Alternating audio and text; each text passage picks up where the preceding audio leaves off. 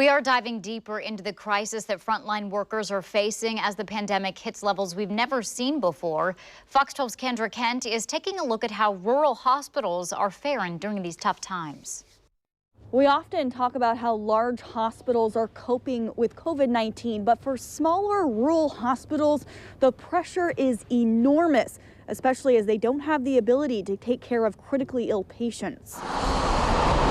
As big city hospitals around the Pacific Northwest continue to fill up, it's placing extra anxiety on smaller rural hospitals that don't have the ability to take care of desperately sick patients. We do transfer into the city for intensive care units because we don't have one.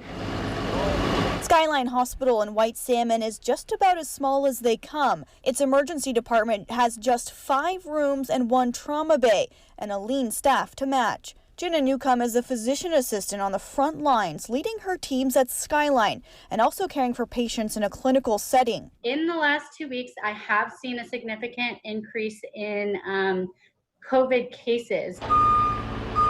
Hospital administrators say the sickest patients typically get transferred to Portland or Vancouver, but now they have to be prepared to possibly send patients to Yakima or Bend or wherever there might be space, as hospitals across the region struggle with capacity. We will continue to transfer the critically ill patients until we can't, and then we have plans in place through the hospital administration and inpatient side to take care of patients that we in the event of a capacity problem. In the spring, Skyline set up a COVID intubation room just in case. And in a last-minute change, hospital leaders decided to add more negative pressure rooms, which are common for infection control, to a scheduled remodel already underway. But staffing remains another big challenge. The hospital has the ability to add more inpatient beds, but it won't be easy to bring in more caregivers.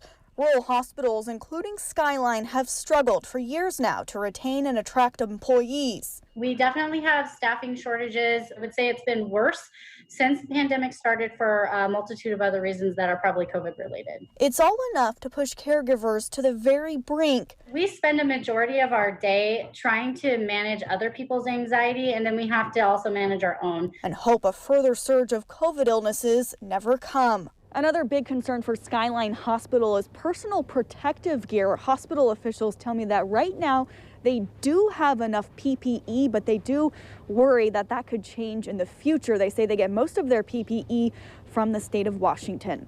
Reporting tonight in White Salmon, Kendra Kent, Fox 12 Oregon.